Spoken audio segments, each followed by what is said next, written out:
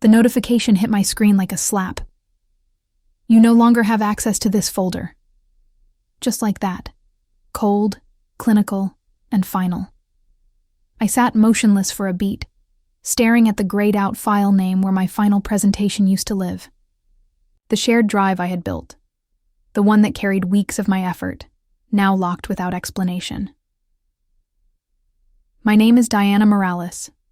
I'm 22, a senior in BS psychology, and I don't raise my voice unless I have to. I wear hoodies that swallow my frame, keep my black hair pulled back, and I make my points with work, not volume. People don't notice me until it's too late, and even then, they never see the follow-through coming. I like things clean, precise. I believe in letting silence do what words can't. 3 nights before the deadline, the group chat had gone quiet. No new messages, no last-minute check-ins, not even one of Jake's bad memes. It wasn't just silence, it was strategy. I could feel it like a storm building behind my eyes. Then the text came. From Sarah, of course. She said, "Hey, Diana." So the group decided to restructure some roles. Nothing personal. Just wanted to let you know we're going with a different approach. Thanks so much for everything you've done so far. A digital knife, sugar-coated. I didn't respond, didn't ask questions. I just locked my phone and looked at the ceiling of my dorm room like it might offer me a reason. But the truth was obvious. They thought they were clever. That if they iced me out last minute, I wouldn't have time to react. They didn't know I'd already seen it coming. Because 2 days ago, while Lindsay was pretending to take charge and Jake was cracking jokes about doing vibes-based edits, I made a copy of the final file. Then I did something no one expected. I replaced the version in the drive. Not with the polished one, but with an earlier broken draft. Messy citations, placeholder data, slides out of order. Then I waited, eyes steady and heartbeat calm. Let's see how that new approach works out for you. I've always trusted my instincts, not the loud ones, the soft ones. The kind that settle behind your ribs and murmur when something's about to shift. 2 days before they cut me from the group, that feeling returned, sharp and low and steady. Something about Lindsay's sudden praise felt hollow. Her tone was too agreeable. Her eyes kept flicking away from the screen like she was already planning something else. We were reviewing the final draft of our semester-long campaign. The project was for a hypothetical nonprofit called Mind First, focused on improving mental health awareness among college students. It wasn't just another grade for me. It was personal. I'd proposed the topic back in week 1. No one objected, probably because it sounded broad and easy to research. What they didn't know was that the name, the mission, even the tone, I built it all in memory of my mom. She died when I was 16, quietly, cleanly, no note. Just a life that slowly folded inward until it disappeared. People called it a tragedy. I called it a warning. She'd smiled through everything until she didn't. No one asked how she was doing until it was too late. That's why Mind First mattered to me. Because maybe if someone had asked, if she'd had somewhere to turn, I'd still be able to call her on Sundays. So I took it seriously. I crafted a real communication strategy, targeted messaging, platform-specific content, measurable impact. I wrote scripts for social media videos, designed printable flyers, even drafted mock interviews. I led with warmth and ended with data, the way she would have wanted it. During our last meeting, I shared my screen and walked the group through our updated rollout plan. Lindsay said it looked strong. Jake joked about making TikToks. Sarah typed a heart emoji and went silent again. None of them commented on the story behind it. None of them asked why it sounded so real. When the call ended, I knew what was coming. I backed up my final file, locked it away, and replaced the shared version with a broken draft. It wasn't about payback. It was about protection. If they were going to erase my name, I'd make sure they didn't get to keep the work that carried it. From the outside, we looked balanced. 4 students with different strengths, backgrounds, ideas. On paper, it worked. In practice, it didn't. Group projects always reveal more than workload preferences. They show you who people think matters most. Lindsay Chen walked in like she already owned the room. She was sharp, commanding, always dressed like an executive in training. Blazers, boots, and that signature confidence that made professors lean in when she spoke. Her family owned property across 3 states, but she grew up in Connecticut. Old money, old schools, and summers in places people like me only read about. She wasn't used to being questioned, especially not by someone quiet in a hoodie. Jake. Patel followed her lead like it was gospel. He liked her, obviously. His jokes always curved toward her, his compliments framed like throwaway lines. He came from money too, though he played it down with hoodies and sarcasm. His dad ran a chain of car dealerships in California. His mom sat on a hospital board. He didn't worry about grades. He worried about staying on Lindsay's good side. His contributions were more about presence than substance. Then there was Sarah Strauss. Kind, soft-spoken, smart in a way that showed up in quiet bursts when she thought no one was listening. She wore thrifted sweaters and always had ink on her fingers from note-taking. Like me, she was here on scholarship. Like me, she lived off instant noodles and a carefully balanced budget. But unlike me, Sarah wanted peace more than clarity. She avoided conflict even when it cost her voice. When Lindsay took over, Sarah didn't push back. When Jake slacked, she picked up the pieces and smiled like it didn't sting. We weren't equals. Not in the group. Not in the world outside it. Lindsay and Jake moved with the ease of people who expected second chances. Sarah and I couldn't afford mistakes. Still, I did the work. Structured the campaign, drafted the mission for Mind First, with more heart than they'd ever understand. I didn't ask for credit. I just wanted it done right. But they didn't see that. They saw someone small, someone silent. They didn't realize silence isn't absence. It's observation. And I was watching everything. The professor let us pick our groups. That's where the trouble started. No one rushed to team up with Lindsay Chen. She was sharp, yes, but sharp like glass. Bossy, controlling, always talking over people. Jake slid in beside her anyway, probably hoping proximity would earn him points or something else. That left the rest of us to figure it out. Sarah and I locked eyes across the room and nodded. We'd worked together once before, just briefly, but it was enough. We weren't close friends, but we understood each other. 2 scholarship kids who kept their heads down. 2 people who knew that invisibility could sometimes be protection. So it happened. 1 wealthy power pair, 2 quiet workers. On paper, a balance. In practice, something else entirely. From the start, Lindsay and Jake offered to handle the financial breakdown and budgeting strategy. They framed it like a favor, like they were sparing us the dull parts. But what they really meant was, we'll take the pieces that sound impressive in the presentation. You handle the rest. So we did. I built the drive the first night. Folders labeled by phase. Color-coded tasks. Weekly deadlines. I created a shared doc with a structured outline and milestones.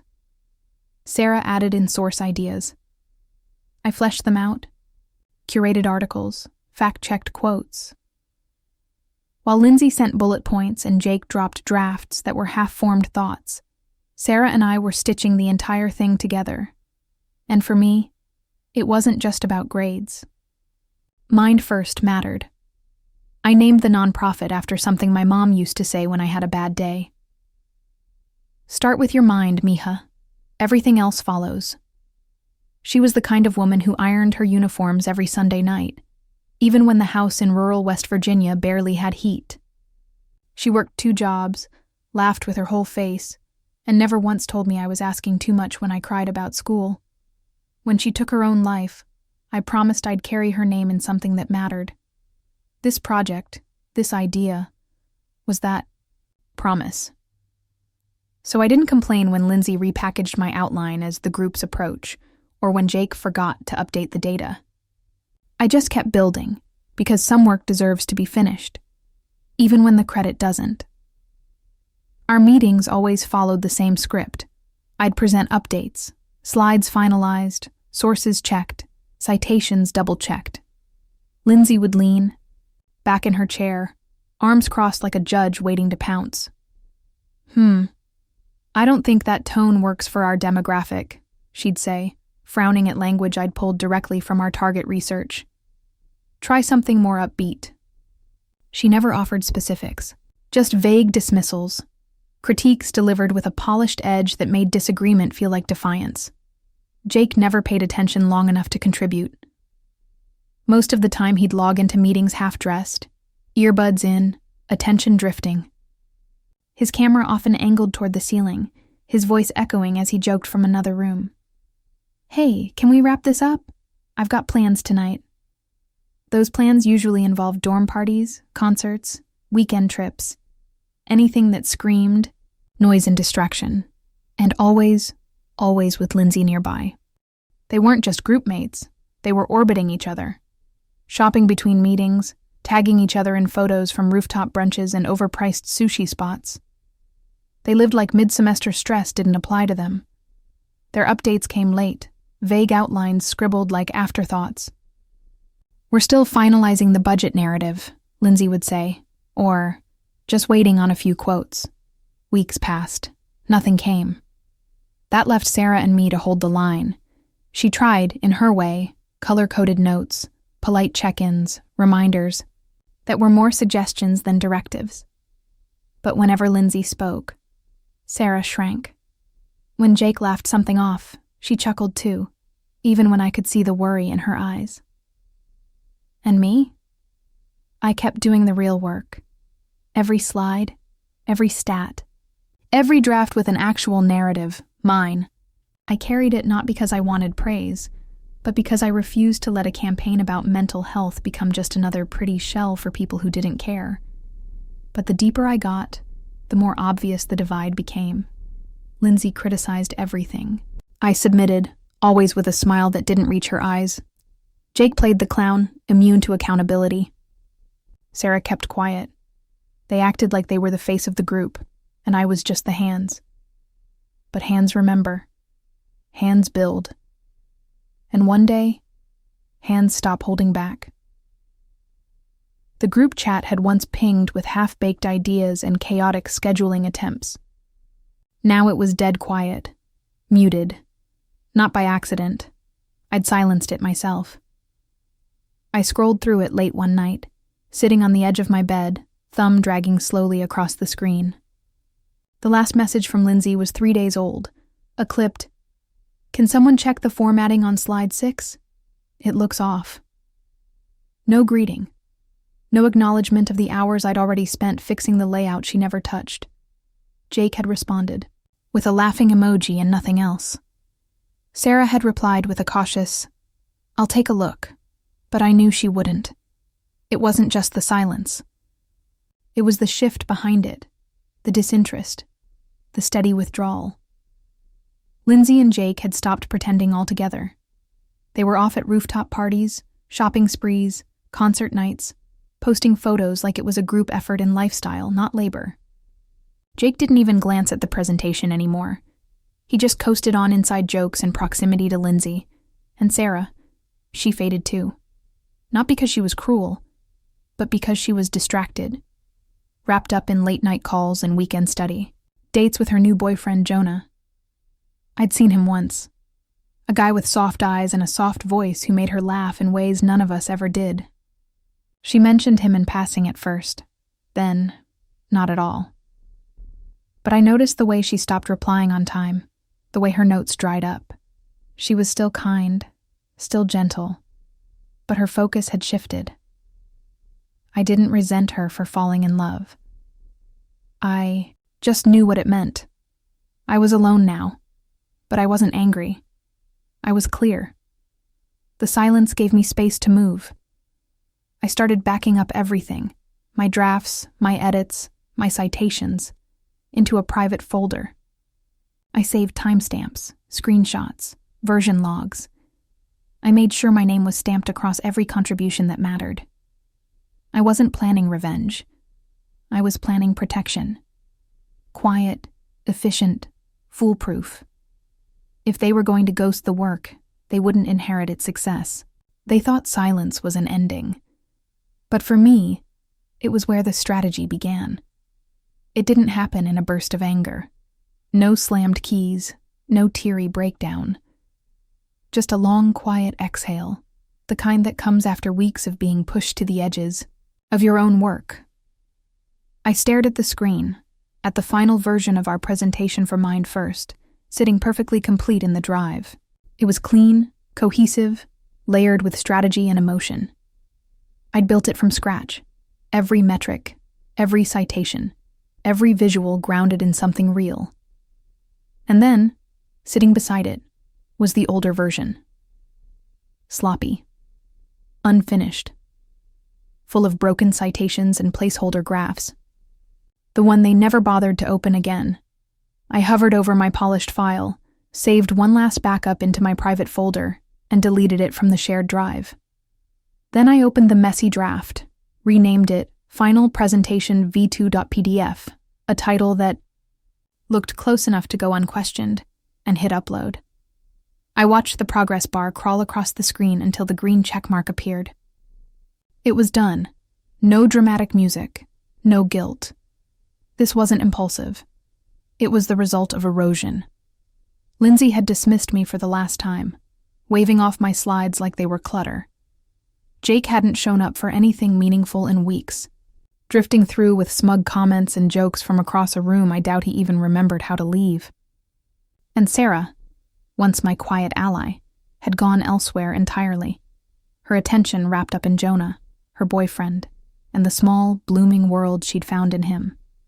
I had done the work. I had carried the message.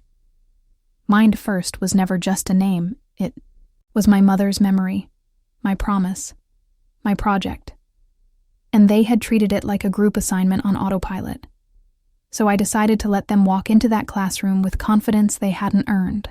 Let Lindsay stand tall in her boots and blazer, pointing to charts she didn't design. Let Jake improvise, smiling through confusion. Let Sarah nod along without knowing what came next. I closed the browser tab, unplugged my laptop, and leaned back in my chair. I didn't feel nervous. I felt ready. Not for revenge, for the reset, for the reckoning they never saw coming. The next day, I got to the classroom 10 minutes early. Not out of nerves. I just wanted a good seat. One where I could see everything without being seen. I chose the back row, right corner.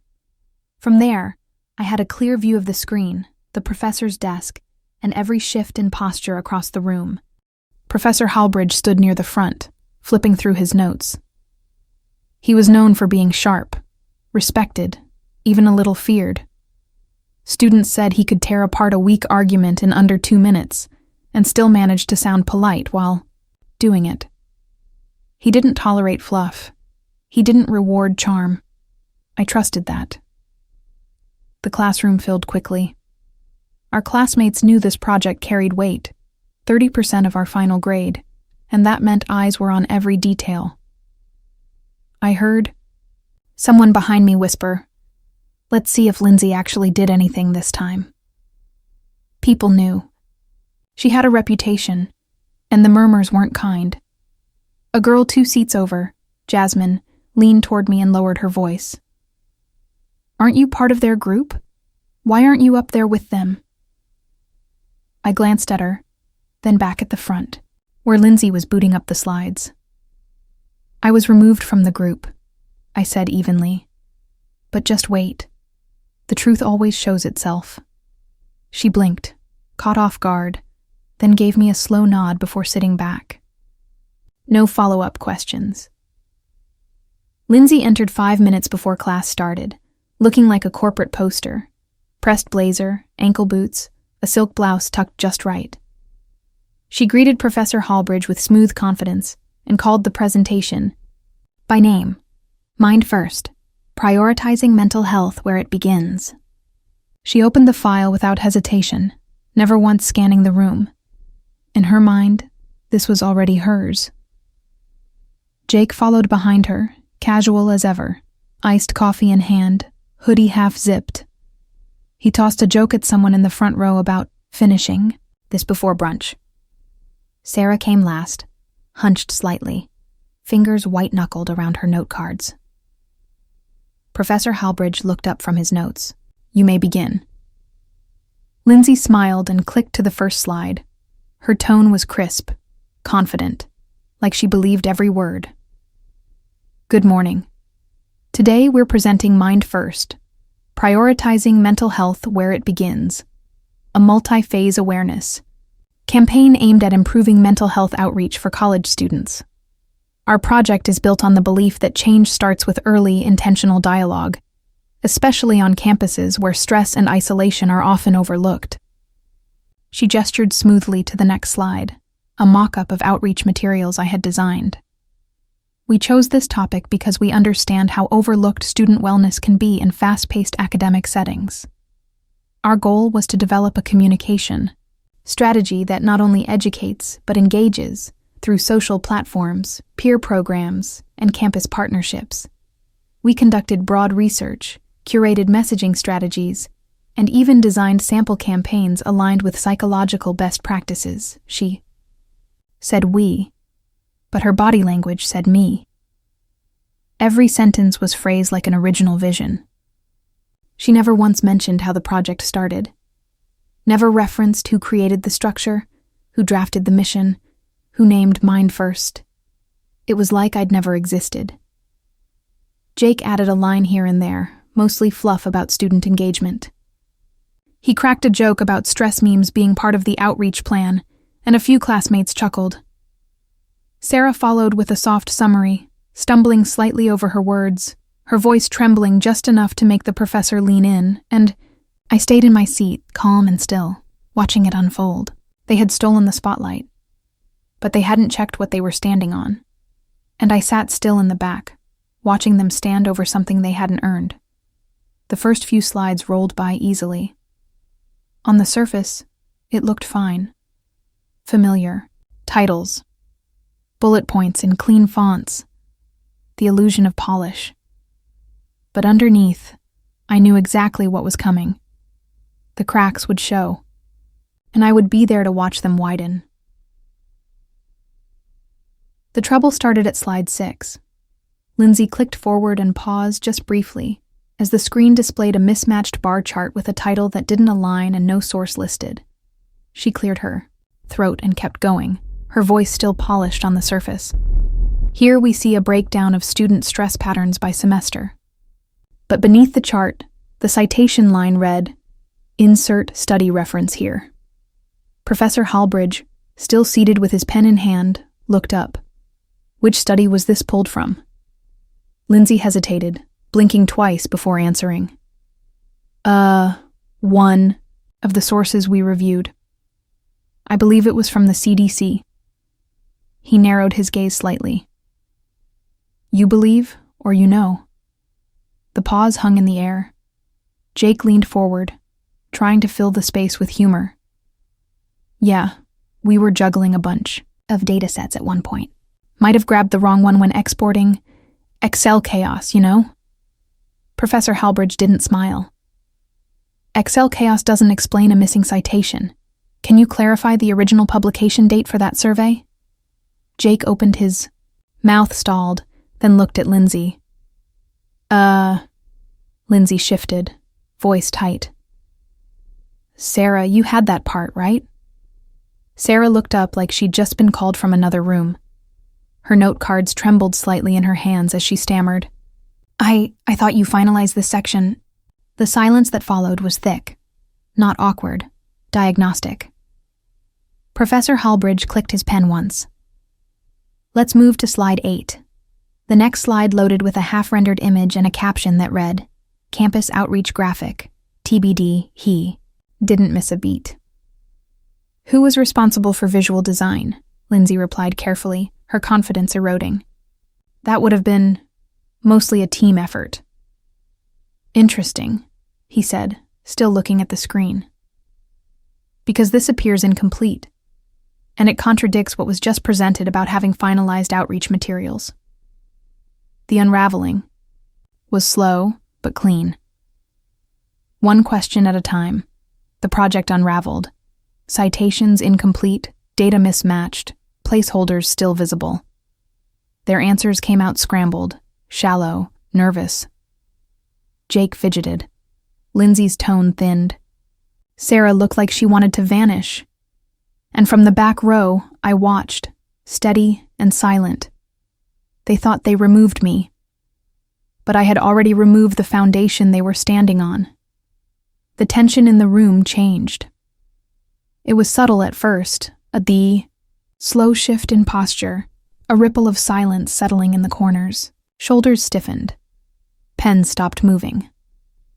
A classmate in the second row raised an eyebrow and leaned slightly forward, as if they could smell what was coming. The illusion had cracked, and everyone could feel it. Professor Halbridge didn't raise his voice. He didn't need to. His questions were sharper now, more surgical.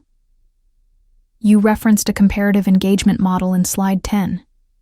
Can you point me to the original framework used to support that? Lindsay faltered, scanning the screen, as if the answer might appear on its own. It's, adapted from a campaign used by a university initiative. I believe it was Northwestern? He didn't blink. You believe again. Was that source cited? She clicked through the next slide in a rush. It might be in the appendix. I already reviewed the appendix. It's not there, he replied, his tone still even but noticeably colder. Nor is it in your reference list, which, by the way, includes 2 duplicate citations and at least 1 broken hyperlink. Jake leaned back in his chair like he was trying to disappear. His smirk was gone. Sarah sat perfectly still, her eyes on her lap, as if avoiding eye contact would erase her name from the roster. Lindsay straightened her blazer, but the authority she carried into the room had begun to peel away. Her voice no longer filled the space. It clung to the edges, defensive and thin. She tried to redirect, summarizing key takeaways that were barely outlined. But the professor's pen had stopped moving. He was no longer taking notes. He was waiting for answers that weren't coming. The presentation limped to its final slide, where a conclusion block sat over a slide template that still read "Insert final thoughts here" in faded gray text. Halbridge set down his pen. The silence was different now. It wasn't just awkward. It was damning. Lindsay swallowed hard and said, "That concludes our presentation." There was no applause, just the buzz of the projector fan and the unmistakable sound of something falling apart. And in the back row, I didn't flinch. They had removed me. But the work they replaced me with had just collapsed in front of everyone. When the final slide faded to black, the silence held for a beat too long. No one clapped. No one moved. The tension in the room was thick, like fog that refused to lift. Lindsay stood frozen, her hands tight at her sides. Jake shifted his weight, staring down at his sneakers. Sarah's eyes stayed locked on the floor. Professor Halbridge leaned back in his chair, pen resting across his notepad. "I'll be honest," he began, his tone clipped. "I am not impressed." Lindsay stiffened. Jake looked up. Even Sarah flinched. "I've been teaching presentations in this department for over 15 years, he continued, and what I just saw was not cohesive, not polished, and certainly not ready. There were inconsistencies throughout. Broken citations, missing visuals, vague data. Frankly, it felt like a patchwork of disconnected parts, like it wasn't even created by the same team." He let that last line hang. Jake looked at Lindsay, then away. Lindsay opened her mouth slightly, then closed it. I expect better, Halbridge said flatly. You'll present again next class. Fully revised. Complete. If this is supposed to represent 30% of your final grade, then it needs to look like it. He didn't wait for a response. Class dismissed. The shuffle of chairs and hurried footsteps began. Students moved fast, whispering, throwing glances over their shoulders. A few looked at me. Eyes narrowed, like pieces were finally clicking into place. I waited until the room thinned out, then stood slowly and walked toward the front, folder in hand. I didn't make a show of it. No flair, just quiet certainty. Professor Halbridge was packing his notes, but he paused when he saw me. Ms. Morales, he said evenly. I held out the folder. This is the original version of the project, I said. The one I built. I was removed from the group 2 days ago. He opened it without hesitation. Inside, the final draft. My time-stamped contributions, screenshots, drive activity logs, clean citations, fully sourced visuals. It was all there. His eyes scanned the first few pages, then flicked, up to meet mine. He didn't smile. He didn't need to. I didn't gloat. I didn't speak again. Because truth doesn't need a spotlight. It just needs to be seen. Professor Halbridge didn't speak as he flipped through the folder. His expression was neutral but razor-focused, eyes tracking each line like they were puzzle pieces he was already putting together. I said nothing. Just stood quietly, hands by my sides, while he absorbed the story in paper form. The first few pages showed the version history from the shared drive, time-stamped edits detailing who contributed and when. My name covered nearly every early milestone, outline, structure, sourcing, design. Then suddenly the edit stopped. No warning, just silence. Next was the folder access log, a hard stop on my permissions, exactly 2 days before the presentation. I had included the automated email confirming my removal. The timestamp matched the same night Sarah sent that thin excuse. Hey, Diana. We decided to restructure. Nothing. Personal. He flipped to the group chat screenshots. A slow fade from active collaboration to eerie quiet. I had highlighted the last few threads, my unanswered updates, the dead silence that followed. Then Sarah's message. Nothing else. Then came the visuals. I'd printed side-by-sides of the real presentation, the one I created, and the one they submitted, placeholders where visuals should have been, citations swapped with blank lines, a slide with insert final thoughts here still embedded in the corner. He didn't rush. He turned each page deliberately, his brow low, eyes sharp. When he got to the annotated summary, a clean breakdown of the edits, replacement file, and gaps in what they delivered, he sat back slightly and looked up at me. This is detailed, he said, voice low but measured. And concerning. I met his gaze. I just didn't want my name on something that wasn't mine. He closed the folder slowly, tapping the cover once before setting it aside. I'm going to need to schedule a meeting. You, Lindsay, Jake, and Sarah, all of you. This needs to be addressed directly. He glanced toward the door where the rest of the group had already disappeared. Lindsay will need to explain why you were removed. I'll expect transparency. I nodded once. That was all I needed for now. No drama, no gloating, just structure, just truth, and the quiet start of consequences unfolding exactly as they should. We met 2 days later in Professor Halbridge's office. The blinds were half closed, casting long stripes of afternoon light across his desk. Lindsay, Jake, Sarah, and I sat in a semicircle facing him. No one spoke at first. Just the quiet hum of the wall clock and the thick weight of things unsaid. Halbridge folded his hands and began without ceremony. I've reviewed the documents Ms. Morales submitted. I've seen the presentation, the version history, the screenshots. But before I make any decisions, I want to hear from all of you. He looked at me first. Ms. Morales, start us off.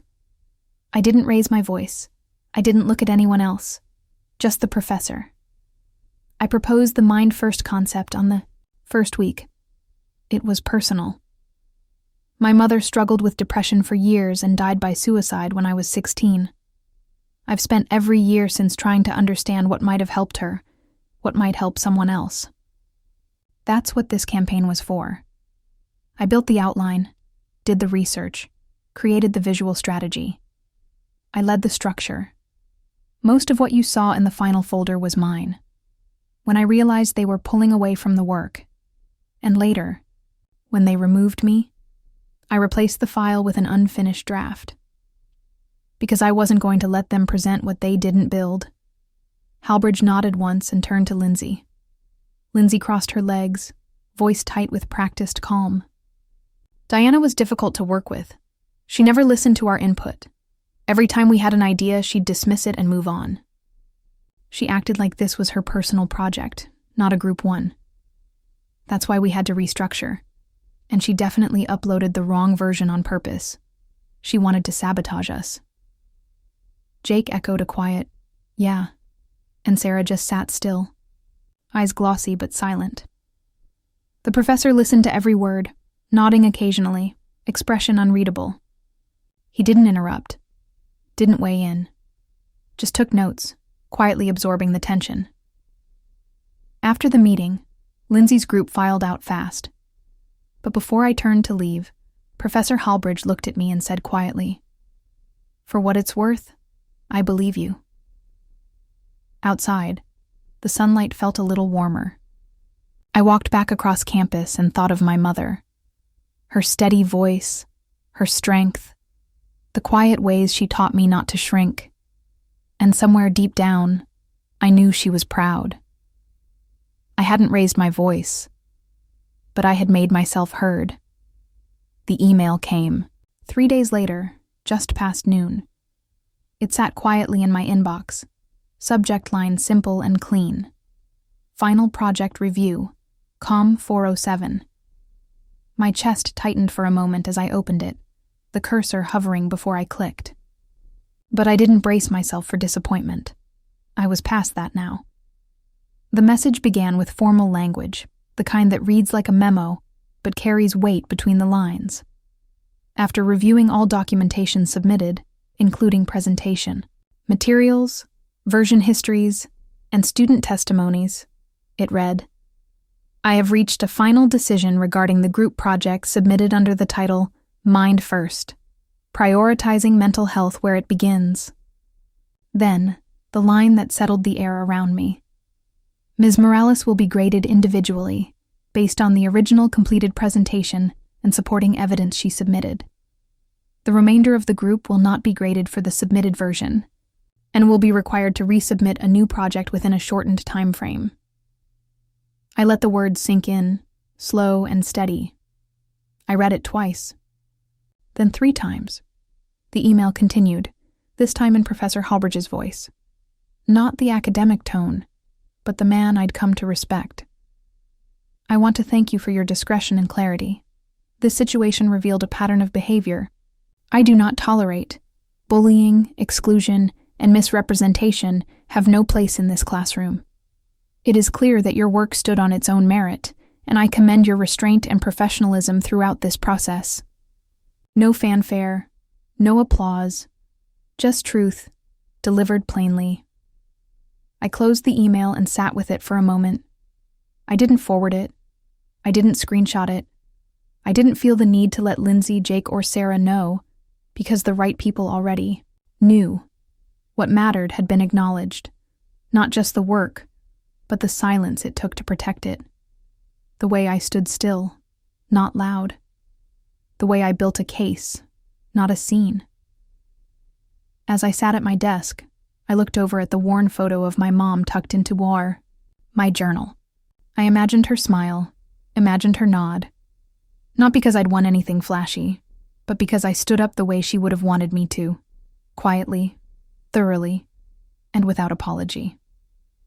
The next morning, my phone buzzed with a message from a number I hadn't seen light up in weeks. "Jake, It was short. No greeting, no punctuation. Just, what happened? I stared at it for a moment, then locked my phone again. No explanation felt necessary. He'd had weeks to ask better questions. Later that evening, another notification blinked across my screen. This one longer, from Sarah. Hey, Diana. I don't know where to start. I'm really, really sorry. I should have said something earlier. I should have defended you. I didn't know how to handle Lindsay. She was so controlling, and I didn't want to make her angry. But I knew it wasn't fair. I knew what was happening, and I stayed quiet anyway. You didn't deserve that. I hope maybe one day we can talk. I'd like a second chance. As a friend. I read it slowly, then again. Parts of it sounded genuine. Parts read like guilt trying to reshape itself into something easier to hold. But mostly, it just sounded like someone who finally understood the cost of silence when it's used as a shield. I didn't reply right away. I didn't feel angry anymore, just distant. Not because I couldn't forgive her, but because some trust, once cracked, doesn't return to the shape it had before. And Lindsay. She said nothing, not a word, not a message, not a glance in the hallway when we passed each other 2 days later. She looked straight ahead, jaw tight, blazer sharp as ever. She walked like nothing had happened, like the world owed her silence in return. But the difference now was that no one else looked at her the same. The whispers were louder. The nods in class, once directed to her, now shifted toward me. Not in pity, just respect. A quiet recognition of who had really done the work and who had tried to steal it. I didn't chase closure. I didn't need it. The aftermath didn't sting. It just confirmed what I already knew. People eventually show you who they are. And when the dust settles, the ones who stood with truth don't need to raise their voices to be heard. I didn't plan to watch their second presentation. But I arrived early Lindsay, for class Jake, that and day, Sarah stepped to the and by front the time with the I weight sat of something down, unfinished the hanging projector around was them. already humming. There was no And polish Professor this Hallbridge time. had called their names. No confident smiles or crisp blazers. Lindsay looked tense, her jaw set, posture stiff. Jake didn't bother, hiding his discomfort. He scratched at his neck, shifting from foot to foot like the floor was hot beneath him. Sarah looked wrecked before she even spoke, her eyes red, the sleeves of her cardigan bunched in her fists. They started, but it was clear within minutes that they weren't ready. Slides were out of order. Jake fumbled his lines, then gave up halfway through a bullet point, muttering, "I forgot what this one's about." Lindsay tried to salvage the flow, but her tone was shaky and her logic scattered. Sarah whispered her section, voice trembling, so badly the professor had to lean forward just to hear her. The room was silent, not in awe but discomfort. Classmates exchanged glances. Some looked away. When they reached the final slide, the silence thickened again. Professor Hallbridge closed his notebook gently. "This is not acceptable," he said, voice sharp but calm. "You were given a second chance to present something cohesive and clear. This," he paused, scanning the screen, "was neither. I'm very disappointed." No one responded. He continued, "You have the possibility of flunking this course if this pattern continues. I suggest you take the remaining weeks of the semester to reflect and recalibrate. Class dismissed." Chairs scraped. Students rose quickly, eager to escape the tension. Lindsay stood frozen for a moment, face pale, stunned into something too quiet for someone who once owned every room she entered. Then she turned abruptly and walked out without a word. Jake followed after her, still wide-eyed and slack-jawed, backpack slung lazily over one shoulder. Sarah was the last to leave. Her shoulders were shaking. She wiped her face with her sleeve and stumbled out the door, tears already falling, and I sat where I was, notebook closed, nothing written on the page. Because this time, there was nothing left for me to do. Justice had taken care of itself. I've always been the quiet one, the girl who sits near the back, who listens more than she speaks, who doesn't raise her hand unless there's something worth saying.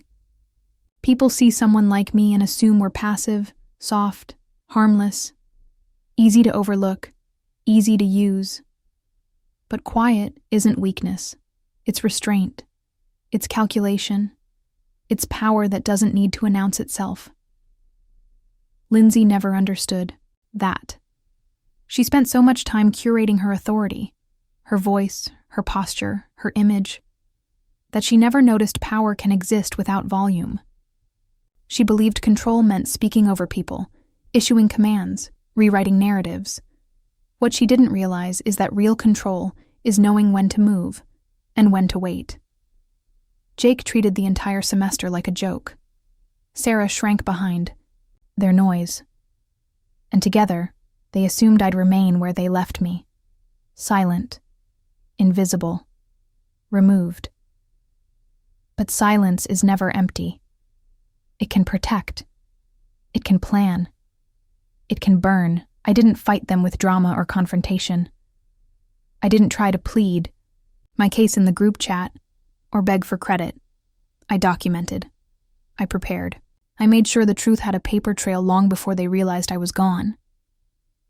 And when the moment came, the silence I held became something else. It became fire, not wild or reckless, but deliberate and clean. The kind that doesn't leave ashes, only space. The kind that clears what never belonged in the first place. They thought they were coasting through the semester, cutting corners, charming their way to credit. They thought I'd stay quiet and vanish into the background. They didn't. No, I was the one carrying the match. What they tried to take wasn't just a grade.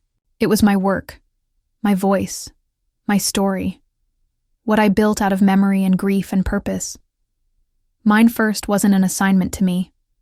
It was a promise I made to my mother, and I wasn't going to let it be stolen by people who never even asked why it mattered. So I stayed quiet. Not because I was afraid, but because I knew exactly what silence could do. And now that it's done, there's nothing left to explain. The fire already burned, and I'm still here, standing in the clear. The semester was ending. Months had passed since that fiasco. The hallways had quieted, the tension long since dissolved into whispers and distant memory. Last I heard, Lindsay and Jake had broken up, not with fireworks, just a slow drift until they stopped walking into rooms together. Sarah, someone told me quietly, might lose her scholarship. Her grades had dropped.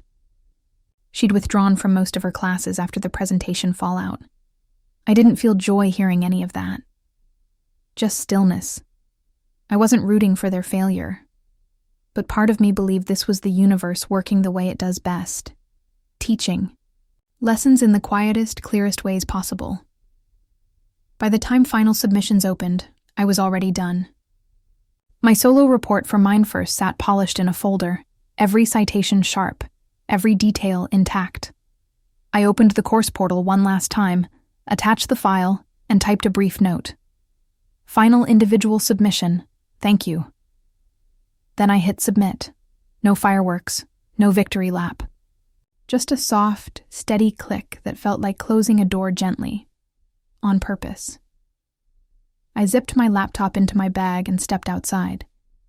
The sun had started its slow descent, casting warm gold across the bricks and trees. A few students walked by, their faces light with end-of-semester freedom. I walked too, quiet and steady, not because I had somewhere to be, but because the moment deserved it. There was no speech in my head, no gloating, no dramatic narration. I hadn't won by fighting fire. With fire, I hadn't burned them back. I had simply held the line, and in the end, that was enough. I thought of my mom, the way she used to hum while folding laundry, the way she handled everything with grace, even when life tried to take more than it gave. I wondered if she'd seen this quiet resistance, this full-circle closure. I hope so. I didn't look back at the building, the class, or what came before. There was nothing left to carry. The story had written itself to the last page, not with revenge, but with quiet reclamation. And in that silence, I walked forward, whole, unshaken, and finally free.